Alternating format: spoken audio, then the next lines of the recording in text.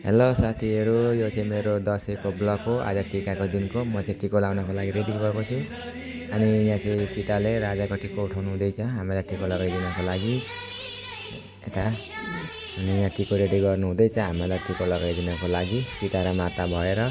त्यसको बादमा म चाहिँ ऐनामा बसेर हेरिरहेको थिएँ कस्तो देखिन्छ भनेर वर्ष दिनको टिको। फाइनली हामीहरूले टिको लगाइसकेर मेरो वाइफले गएर ऐना हेर्दै छिन् उनलाई कस्तो देखियो भनेर। हामीहरूको ससुराली पनि जान छ मेरो। त्यसको बादमा अनि ऐनामा यसो हेरेर टिका परेर ससुराली जानको लागि निक्लिएर म टमटममा चढेर ससुराली हामी चाहिँ अहिले ससुरालीको लागि निक्लेर टमटममा जाँदैछौँ।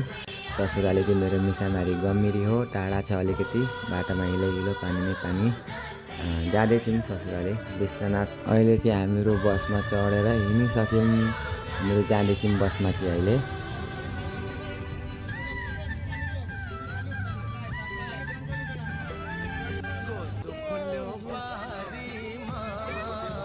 फाइनली गाइस अहिले हामीहरू मिसामारीमा नामेर मिठाई किनेर टमटमलाई फोन गरेर पर्खिरहेका छौँ। टमटम चाहिँ आउँदैछ। आज चाहिँ विजय दशमीको दिन, त्यही भएर होटेलमा पनि धेरै मान्छे, धेरै भिडहरू रहेछन्।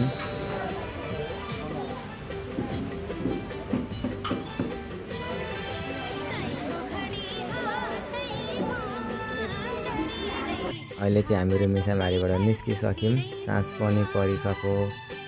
टमटम पनि अलिक ढिलो नै आयो। अब दसैँको टमटम सबैजना मान्छेलाई लानु पर्यो, ल्याउनु पर्यो, त्यही भएर अलिकति ढिलो नै भयो हामीहरूलाई पनि ससुराली जानको लागि। फाइनली अहिले हामीहरू चाहिँ अब ससुरालीको बाटो अगाडि नामेर म चाहिँ अहिले अब ससुरालीतिर हिँडेको साथी हो। यो चाहिँ दादाको दोकान हो। अहिले चाहिँ हामीहरू दुईजना भएर माता र पिताको हातको टिको लगाउनको लागि रेडी छौँ। माता र पिताले टिको रेडी गर्नुभएको छ। टिको लगाइदिनु हुँदैछ हामीहरूलाई। माता र पिता दुईजना मिलेर टिको लगाइदिनु हुँदैछ।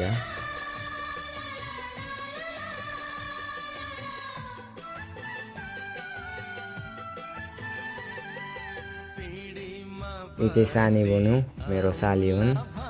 ऊ खुसी छिन् हामी आएकोमा टिको सँगसँगै लगाउने अरे। हामी सँगै बसेर उहाँ रेडी भइरहेको छौँ पनि। मेरो वाइफ हो, ऊ चाहिँ आज माइत आएर बुइनीसँग एकदम सेल्फी हान्दै टिको लगाएर एकदम खुसी छिन्। आज माइत आउनु पाएको छिन् र अनि यता चाहिँ मलाई पिताले टिको लगाइदिनु हुँदैछ। मन्त्र पढ्दै टिको लगाउँदै गरिराख्नु भएको छ। पिताको आशीर्वाद लिनुपर्छ। यहाँ चाहिँ अनि माताहरूले अघिबाट टिको लगाइदिनु छोरी ज्वाइँलाई आज पुरा खुसी हुनुहुन्छ। माता र पिता नै अब छोरी ज्वाइँ आएका छन्।